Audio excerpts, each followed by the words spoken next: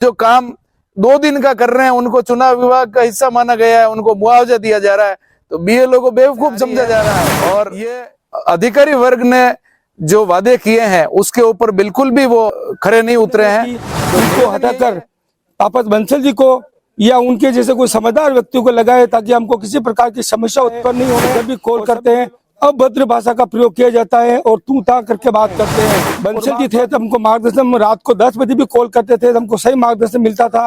बंसल जी जाने के बाद हमको किसी प्रकार का मार्गदर्शन नहीं मिलता है। और बार बार भी नाथद्वारा बुलाने के लिए बोलते हैं कि आप नाथद्वारा आ जाओ, वो ज्यादा बोलते हैं तो बोलते नोटिस दे दूंगा।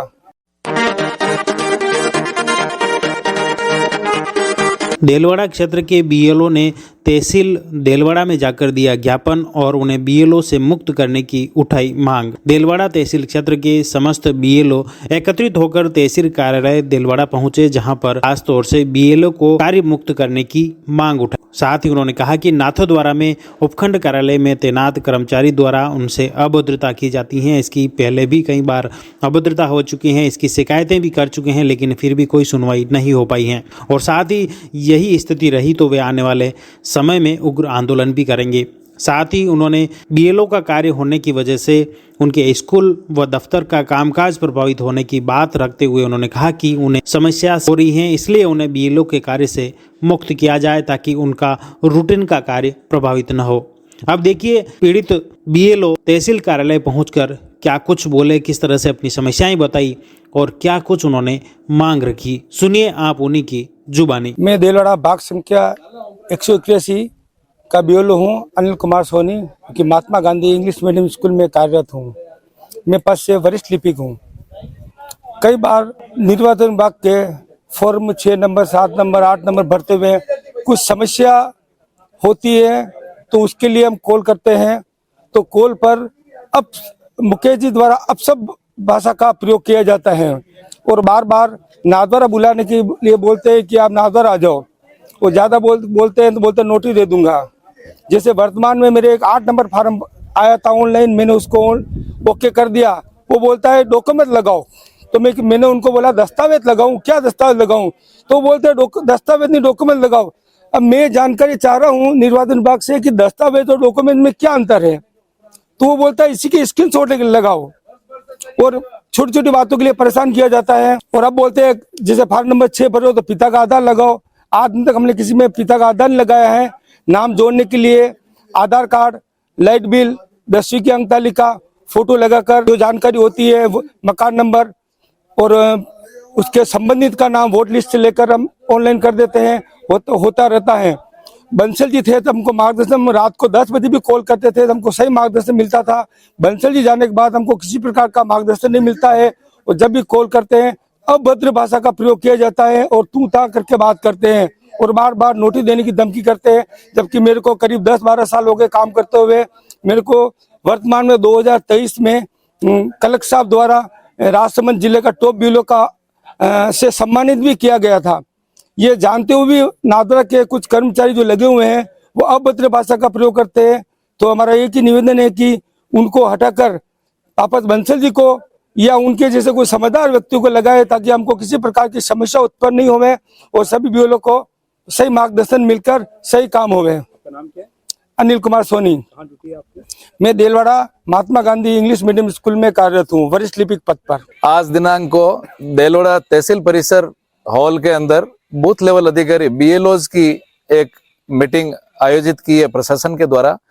आने वाले लोकसभा चुनाव के मद्देनजर हम सभी यहाँ एकत्रित हुए हैं, ट्रेनिंग भी ग्रहण कर रहे हैं, किंतु वर्ष भर से हमारा एक जो आंदोलन चल रहा है कि शिक्षक को बीएलओ से मुक्त रखा जाए, लेकिन प्रशासन ने कई बार वादे किए, कई बार हमसे आश्वासन दिए, लेकिन उसके ऊपर कोई कार्य रूप में नहीं लाया गया उसको। और बीएलओ आज दिन तक टीचर्स लगे हुए हैं, स्कूलों में कोर्स जो है बच्चों के अधूरे हैं और पढ़ाई नहीं हो रही है। और मैक्सिमम जो है टीचर्स बीएलओज बने हुए हैं, उनको हटा करके और अन्य कार्मिकों को, पंचायत सहायकों को बीएलओज बनाया जा सकता है, किंतु प्रशासन चुप्पी साधे हुए है।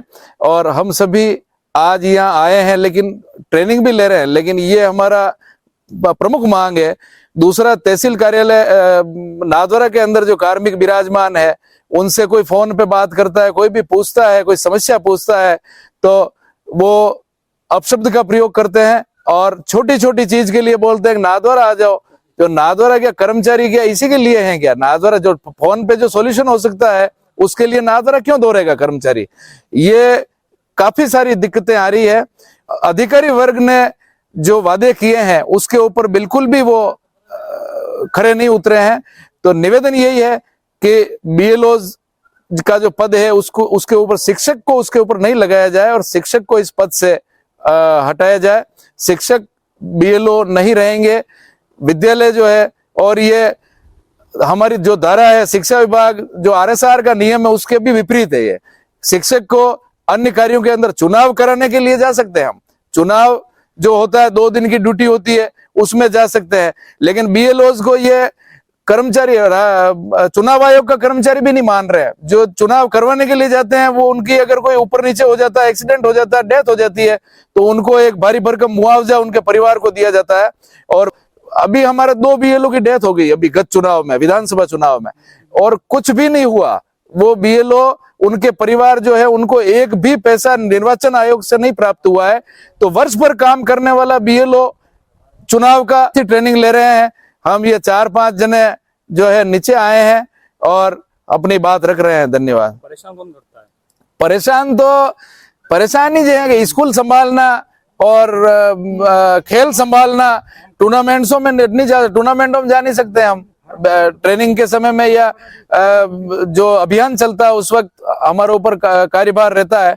टूर्नामेंट में जा नहीं सकते हैं, बच्चों को खिला नहीं सकते हैं। नाथद्वारा में कोई मुकेश जी सर है, मैं तो नहीं मिला उनसे, लेकिन उनसे बात हुई है कई जनों की। और पहले बंसल जी थे, उनको फोन करते थे तो वो क्या वो सॉल्यूशन कर देते थे, हमारा निराकरण हो जाता था। लेकिन वो क्या वो देश में आ जाते हैं कि यार ये यहाँ आ जाओ तुम। तो ये साथियों की पीड़ा है, तो इसके ऊपर गौर फरमाए प्रशासन। ये जो प्रमुखता से मांग रखते हैं हम, और हमारे साथी ट्रेनिंग ले रहे हैं। हम ये 4-5 जने जो है नीचे आए हैं और अपनी बात रख रहे हैं। धन्यवाद।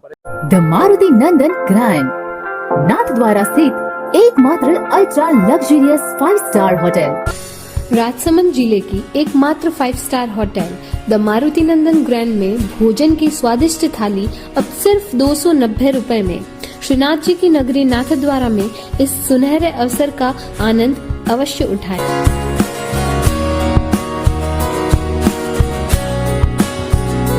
मारुति नंदन ग्रैंड, थिंक नाथद्वारा, थिंक नंदन ग्रैंड।